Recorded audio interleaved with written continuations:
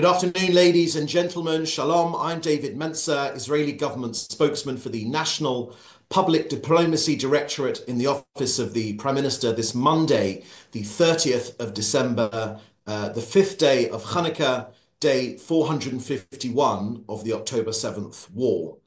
Very quick update from me, and then we'll get straight to your questions. On the tragic fallen amongst Israel's armed forces, it is with regret that I share that the number of fallen soldiers has unfortunately risen to 824. Captain Eli Gabriel Ategi was aged just 22 years old and from Kiryat Motzkin. He fell in battle in northern Gaza. First Sergeant Netanel Pesach was aged 21 and from Elazar. He fell in battle in northern Gaza. Sergeant First Class in the Reserves Hillel Diner was also 21 and from Talmon. He too fell in battle in northern Gaza. Captain Amit Levy was 35 years old and from Shomria. He fell in battle in central Gaza. Major Hod Shriedman was 27 years old and from Tzofit. He fell in northern Gaza. And finally, First Sergeant Yuval Shoham was just 22 years old and from Jerusalem. He fell in battle in northern Gaza. These are devastating losses. There are no words of mine that can assuage the pain of their parents, their families, and their communities. We embrace them, their dear families who have lost their precious heroes, sons and daughters in this war for our very existence. The price of war is indeed heavy and painful. Each casualty is a world unto itself. So as we say here in Israel, may their memories be a blessing forever.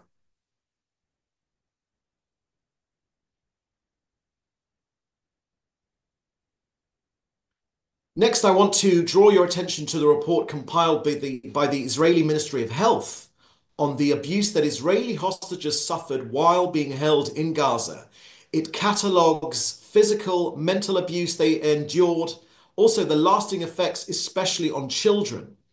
Now, Israel will submit the report to the United Nations Committee that deals with torture, but these are real testimonies. These are reports of hostages burned, hostages beaten, hostages starved, and hostages humiliated, beaten all over their bodies, with hair pulled out, branded like cattle with hot metal, sexual assaults on children. The report has not received the attention it deserves. Please don't look away. Yes, it is disturbing reading, but it needs to be reported to stop it happening to our hostages still in Hamas captivity for 451 days now. 100 innocent men, women and children, babies and the elderly. They've been held in Gaza. With Hanukkah now, their families are undergoing, and our people, unbearable torment. With the winter upon us, their lives are in imminent danger. As our president has said, the UN now has the facts. It is morally obligated to do everything in its power to bring the hostages home now. Next, on the passing of President Jimmy Carter, Israel will always remember President Carter's role in forging the first Arab-Israeli peace treaty signed by Prime Minister Menachem Begin and President Anwar Sadat of Egypt. All of us here in Israel know that it's a peace treaty that has stood the test of time. It's held for nearly half a century, and we believe it holds hope for future generations. So the government of Israel sends its condolences to the Carter family and the American people upon the passing of President Carter. Next, an operational report. The IDF have this afternoon released details of the action in Jabalia. Intelligence showed attempts by terrorists to flee, to deploy deception tactics and ambushes in the Jabalia area. The IDF identified and eliminated multiple terrorists in the area overnight. Now, this op follows the targeted action taken against Hamas, the Hamas Command and Control Center embedded inside the Kamal Adwan Hospital over the weekend. Again, dastardly activity from Hamas. But during this operation, we have apprehended 240 terrorists. Now, our forces are working hard to locate weapons, to dismantle terror infrastructure, terror infrastructure and tunnel shafts and military structures. And lastly, let me share with you the latest figures from COGAT over the last 24 hours of aid actually going into Gaza, which has been facilitated by COGAT. 244 humanitarian aid trucks have entered over the last 24 hours into Gaza. 184 through Kerem Shalom, 69 through the Erez crossing. Now, these trucks have arrived from Jordan, from Egypt, from Israel itself, from our port of Ashdod. Now, that means food, shelter and winter equipment, medical supplies, and clean water supplies. 136 trucks were collected from the Gaza side of Kerem Shalom by international aid organizations, but still, to all those that say that not enough aid is going into Gaza, 800 trucks worth of aid are still awaiting collection on the Gazan side of Kerem Shalom. As COGAT have said, if the international community bring their trucks, Israel will get them in so that the aid can be distributed. In addition, 6 gas tankers went in for infrastructure, all in the last 24 hours, and a full truck, a fuel truck for the bakeries of northern Gaza also went in. As we haven't had a briefing for the last week, let me share with you the number of trucks which have gone in over the last week alone. The figure is 1,290 humanitarian aid trucks which have gone in over the last week. Again, that means food, water, medical supplies, and shelter supplies. 1,070 trucks went to aid warehouses and shelters in coordination with aid organizations and the international community. We say again, there is no limit to the amount of aid that can enter Gaza for the civilian population. While Hamas tries to steal the aid, we're getting the aid in to feed ordinary Gazans to ensure that Hamas's tactics of starving their own people cannot come to fruition. Okay, so that's the end of our briefing today. I'll now take your questions.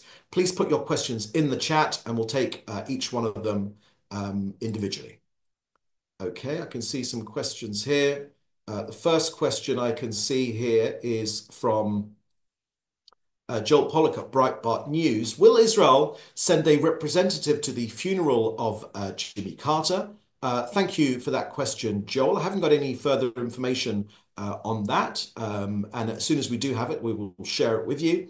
No doubt the embassy in Israel, the Israeli embassy in the US is currently working on that right now. The second question you've asked is, has the Israeli government been the Israeli government has been diplomatic in praising Jimmy Carter, yet, as your question says, President Carter did more than anyone else to promote the false claim that Israel is an apartheid state. How does Israel deal with that legacy? Thank you very much for that question, Joel.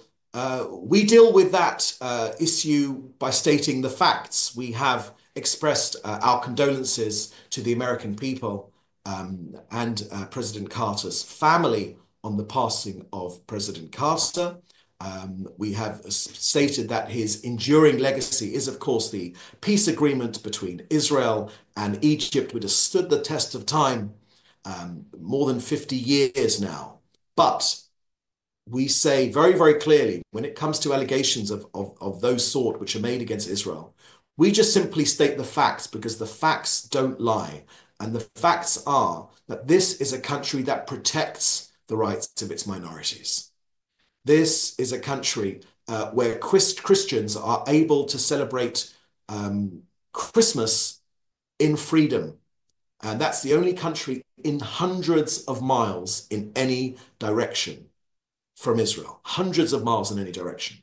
And we state as well that this is a country with freedom of access, with democracy, with opportunities. We do not say at all that we are a perfect state. No country, of course, is a perfect state, but we are indeed the opposite. of that slur which is made against this country. So the way we fight against that slur is by stating the facts. This is a democracy, the only democracy in hundreds of miles in any direction, with Supreme Court judges, indeed, with being Arab Israelis, but with heads of our banking system being Arab Israelis, with captains of industry in Israel being Arab Israelis. And that's why we fight off that criticism with the facts. And you've also said Happy Hanukkah, and Happy Hanukkah to you as well, Joel. It's very kind of you, and to everyone watching.